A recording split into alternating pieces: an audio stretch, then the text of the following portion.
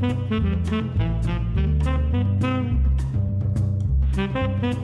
and welcome to the History of Africana Philosophy by Chike Jeffers and Peter Adamson, brought to you with the support of the King's College London Philosophy Department and the LMU in Munich, online at historyofphilosophy.net. Today's episode, Say It Loud, Black Power. When did we start talking about race the way we do today? We don't mean when we started talking about the problems, both political and conceptual, surrounding race. As this series of podcasts has shown, many of those political and conceptual questions have been with us since at least the 18th century, even if responses to them have constantly been evolving. We mean the actual language you hear around race, like a strong preference for terms like Black or African American instead of Negro, critiques of institutional racism, talk of pride in being Black, as well as backlash terms like the accusation of reverse racism. Of course, the change has been a gradual one, and such linguistic change is still going on today. Think most obviously of the way the phrase Black Lives Matter became increasingly prominent over the course of the second decade of this century.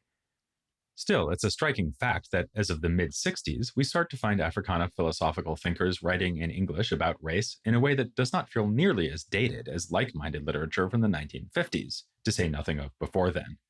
One reason for this shift was the Black Power movement, which was, among other things, a concerted effort by Black activists to seize control of the language of race. As Stokely Carmichael, originator of the term Black Power, put it, "For once, Black people are going to use the words they want to use, not just the words whites want to hear." Carmichael, later known as Kwame Ture, introduced the slogan in 1966 in the context of a civil rights march in Mississippi. He was at this time a member of the SNCC, Student Nonviolent Coordinating Committee, or SNCC, as it was often pronounced. This organization found itself adopting a more militant stance than older institutions like the NAACP. As Carmichael explains in his autobiography, Ready for Revolution, he became a part of SNCC during his time as a student at Howard University. Especially formative in his development were the Freedom Rides, which were organized primarily by CORE, the Congress of Racial Equality.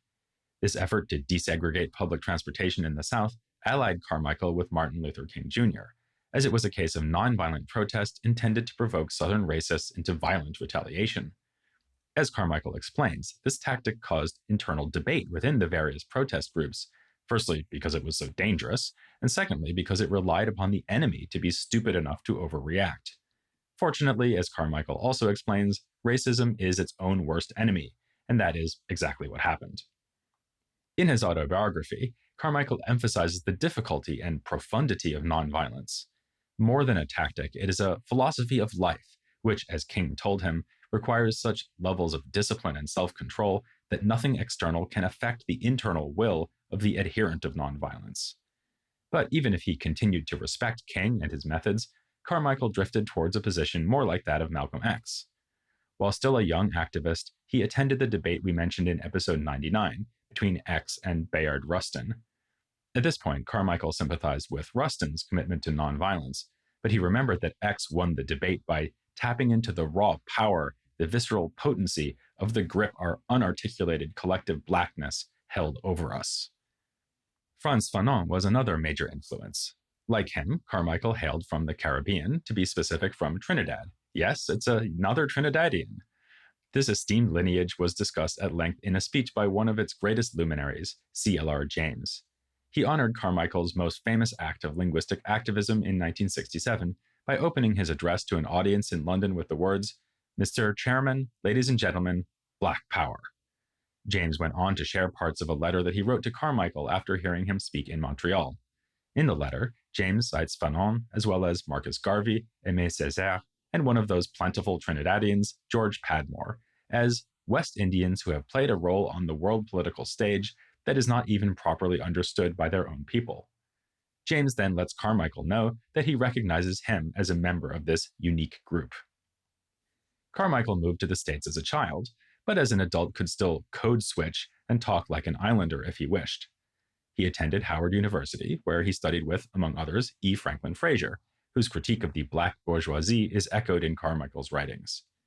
This brings us back to the changing use of language, and in particular the dropping of the word Negro in favor of the words Black or simply African. Following Malcolm X on this point, Carmichael saw Negro as a term laden with the legacy of slavery. In a speech given in 1968 as part of the campaign to free the Black Panther leader Huey P. Newton from jail, and more on that next time, Carmichael said, "We came to this country as black men and Africans. It took us 400 years to become Negroes." In another speech of the same year, he said that every Negro is a potential black man. The same point was made by Carmichael's successor as leader of SNCC, H. Rap Brown, later known as Jamil Abdullah al-Amin. Brown moved in the same activist circles as Carmichael and made the same transition to a more militant stance. His own autobiography, Die, N-Word, Die, is an interesting contrast to Carmichael's, a long look backward that appeared posthumously in 2003. Published back in 1969, Brown's autobiography is shorter and spends less time on the historical details and internal disputes of the movement. Carmichael quotes Joyce Ladner's line that SNCC folk would argue with a street sign. Where Carmichael is a relatively calm, although jocular narrator, Brown's autobiography bursts with profanity and rage, conveying his outsized personality. He tells of going to the White House, seething while other black leaders politely thanked President Lyndon Johnson for inviting them.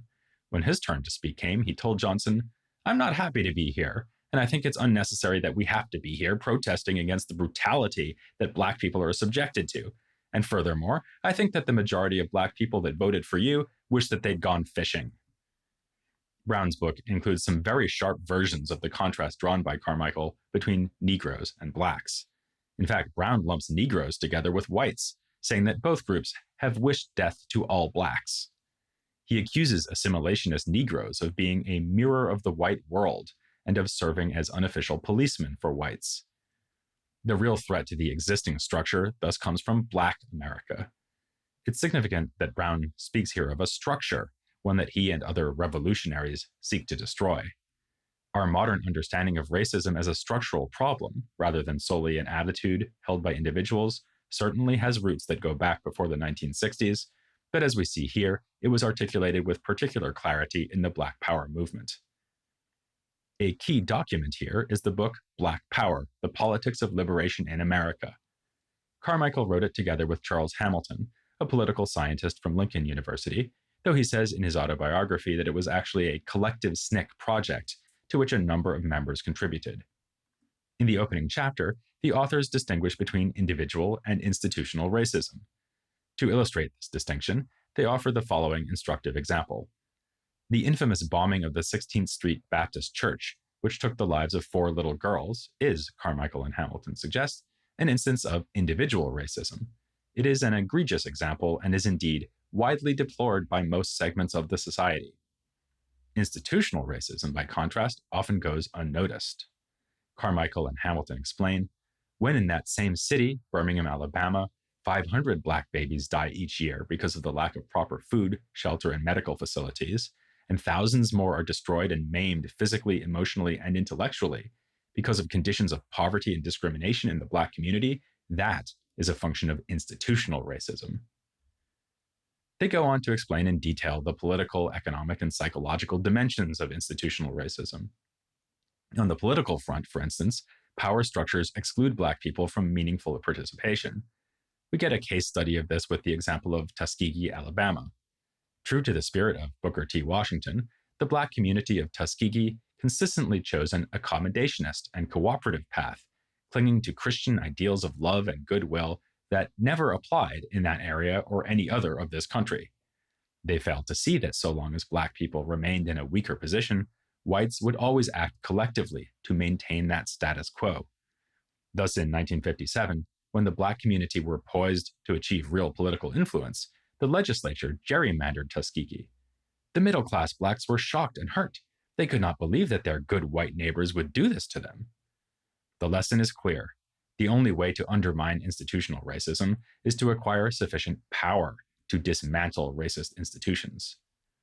Philosophically speaking, the term power does as much work as the term black in the phrase Black Power. It stands for the insight that a people must gather its own strength and act as a united front. Citing Machiavelli for the idea that it is rarely effective for the weak to ally with the strong, Carmichael and Hamilton advise, enter coalitions only after you are able to stand on your own.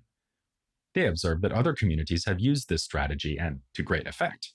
The Irish, Poles, and Jews did not simply employ a Booker T. Washington ethic of hard work and assimilation, but formed themselves into political blocs. Indeed, institutional racism itself illustrates the point.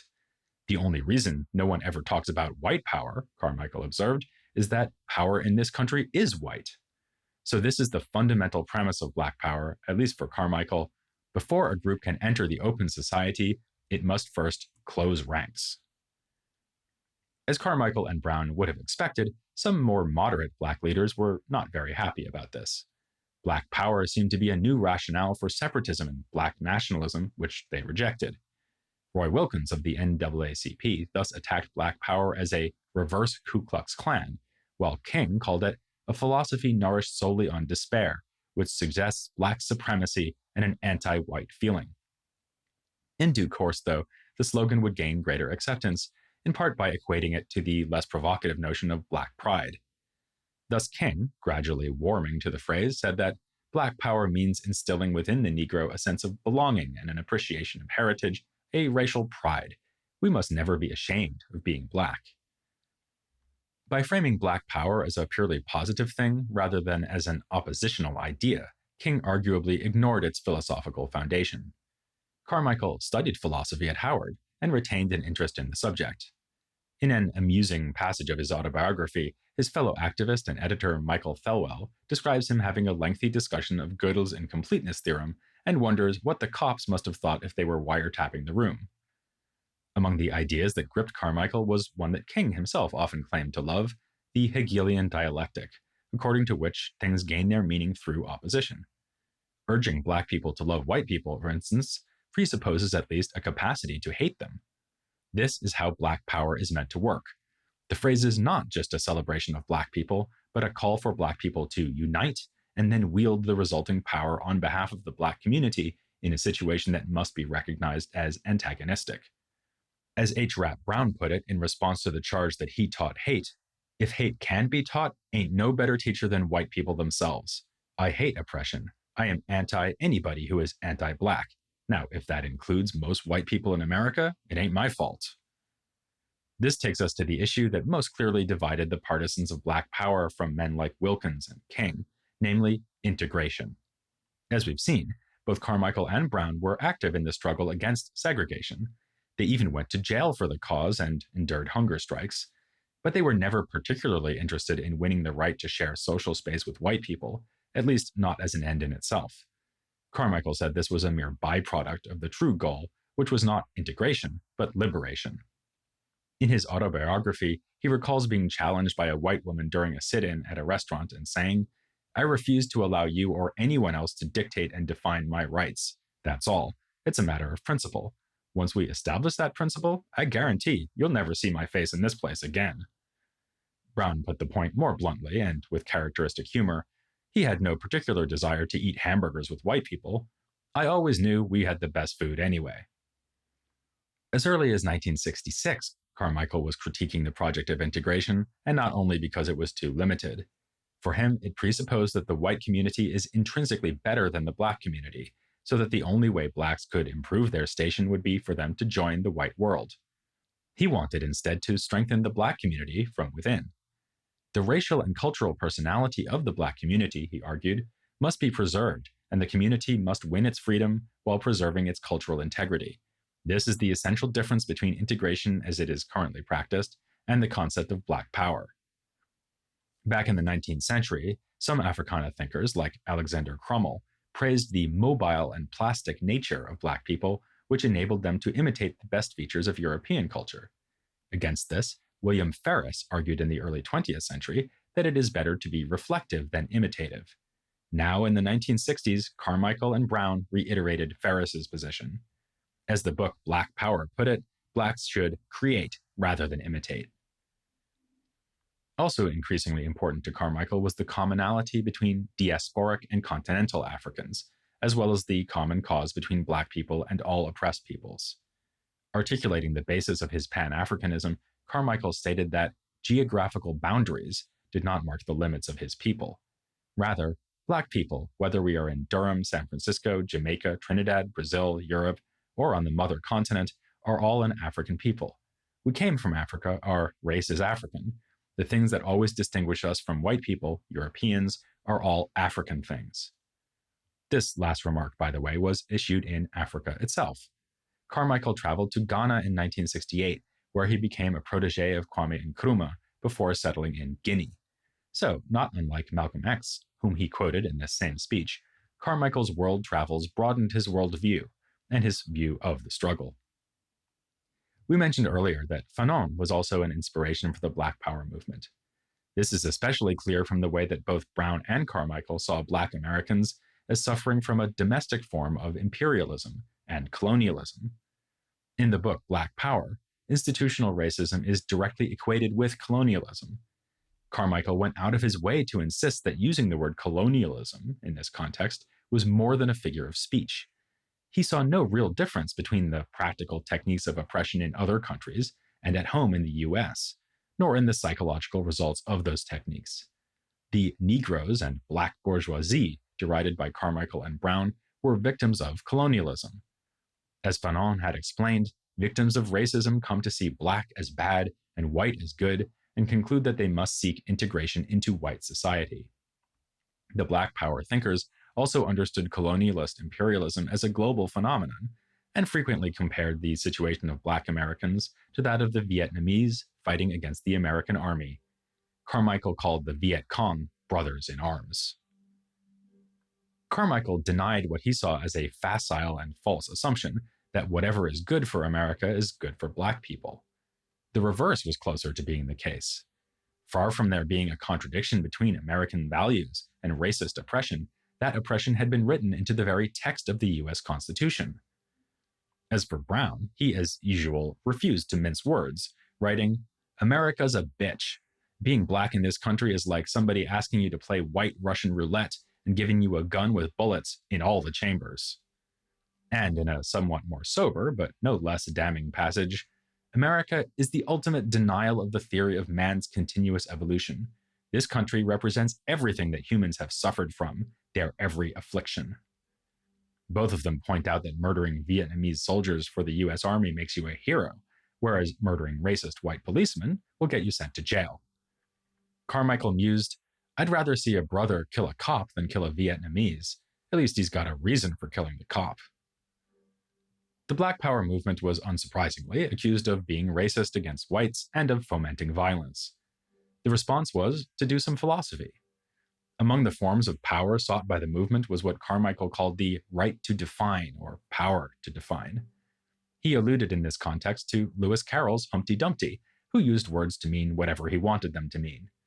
But the point was not a facetious one.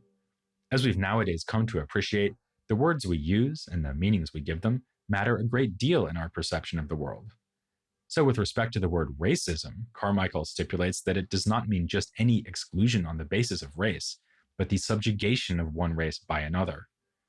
The Black people of this country have not lynched whites, bombed their churches, murdered their children, and manipulated laws and institutions to maintain oppression. White racists have. Brown likewise insists that Black power does not imply white inferiority the way white supremacy implies Black inferiority. Black nationalism and separatism, then, are not tantamount to racism. As for the accusation of promoting violence, this was another word that needed careful consideration. Think again of the contrast between fighting a war in Vietnam and defending yourself against a policeman. According to the government, the former is not violence because it is legitimate. If the state tells you to go halfway around the world to kill someone who never did you any harm, then it's fine for you to do so. But if the state tells you not to kill people who relentlessly harm you and your people, that's not fine.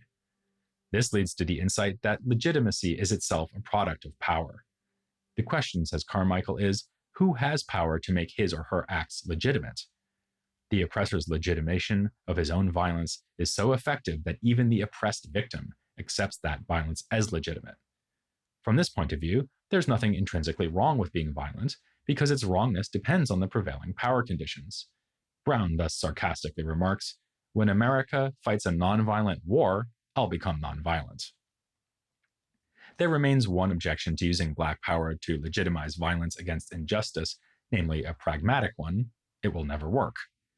But for those who say that violence achieves nothing, Carmichael had a powerful response. The Europeans took America through violence, and through violence, they established the most powerful country in the world. Through violence, they maintain the most powerful country in the world. It is absolutely absurd for one to say that violence never accomplishes anything. At least in theory, then, Black people could succeed in using violence against their oppressors, both at home and abroad, and they would be within their rights to do so. But it was more than a theory. While you might offer a rationale for violent struggle without actually engaging in the struggle, H. Rap Brown thought it was imperative to take the further step, to take action. He was dismissive of the coffeehouse intellectual who thinks he's political because he reads Fanon. Books don't make revolutionaries. Indeed, the theory was about to be put into practice.